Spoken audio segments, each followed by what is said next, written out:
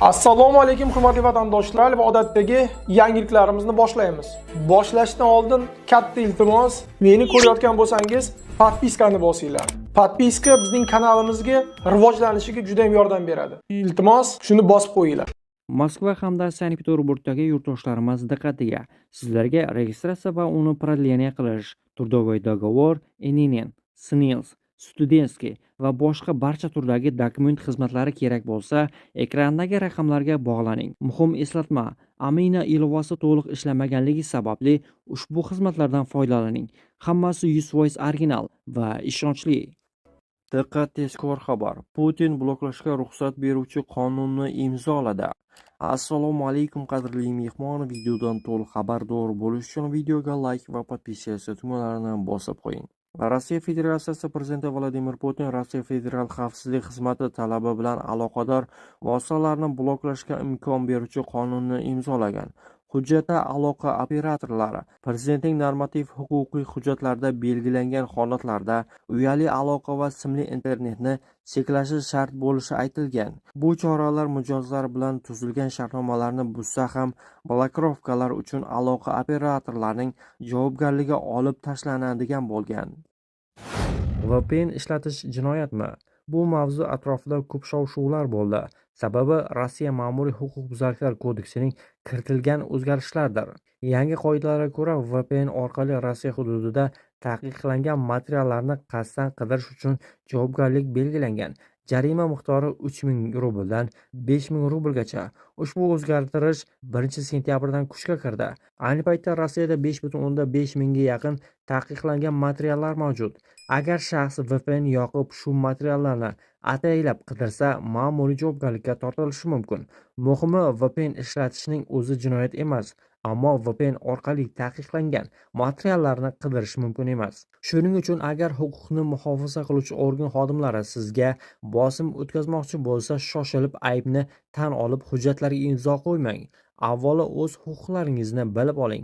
Yana bir muhim jihat, VPN xizmatlarini reklama qilish taqiqlangan. Buning uchun 50 ming rubldan 80 ming rublgacha jarima belgilangan. Isroil mudofaa armiyasi Sahal Eronga qarshi operatsiya bilan bir vaqtda Livan janubida ham harakat qilmoqda va oldingi mudofaani kuchaytirish uchun chegara yaqinida bir nechta nuqtalarni, pozitsiyalarni egallamoqda. Bu haqda Sahal matbuot xizmati xabar berdi.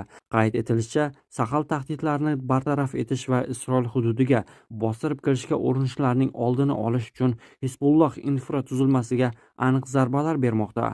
Isroil mudofaa vaziri Israel Katz o'zining bosh vaziri Benyamin Netanyahu harbiylarga Isroilning chegara oldi aholi punktlari o'qqa tutilishini to'xtatish uchun Livandagi qo'shimcha strategik hududlarni egallash va u yerda ilgarilashga ruxsat berganini ma'lum qilgan. 2024-yilda Hizbulloh bilan erishilgan o't ochishni to'xtatish haqidagi kelishuvdan so'ng Isroil Livan ichkarisidagi 5 ta strategik muhim nuqtada o'z quruqlikdagi qo'shinlarini qoldirgan.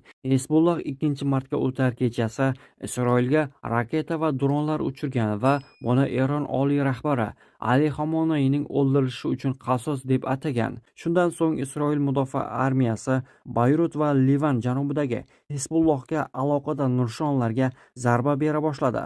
Sahal bosh shtabi boshlig'i general Eyal Zamir Isroil bir necha frontda urush olib borish ssenariysiga tayyor ekanini aytdi. 3-martga o'tar kechasi Livan tomonidan Isroilga bir nechta raketa dronlar uchirildi.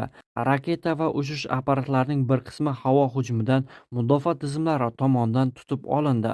Qolganlari kimsasiz hududlarga tushdi. O'z navbatida Isroil mudofaa armiyasi Hizbullohga qarshi keng ko'lamli zarbalar berilishini e'lon qildi. Tashqi ishlar vaziri o'rinbosari Olimjon Abdullayev Rossiyaning O'zbekistondagi elchisi Aleksey Erxov bilan bo'lib o'tgan uchrashuvda mehnat migrantlarining qonuniy manfaatlarini himoya qilish, kelishuv va reydlar davomida ularning huquqlarini poymol qilish va kamsitishga yo'l qo'ymaslik prinsipial ahamiyatga ega ekanini ta'kidladi. Tomonlar migratsiya jarayonlarini tartibga solish, qonuniy mehnat faoliyati uchun qulay shart-sharoitlar yaratish hamda ikki tomonlama konsullik maslahatlashuvlarni doimiy ravishda o'tkazib borishga kelishib olishdi.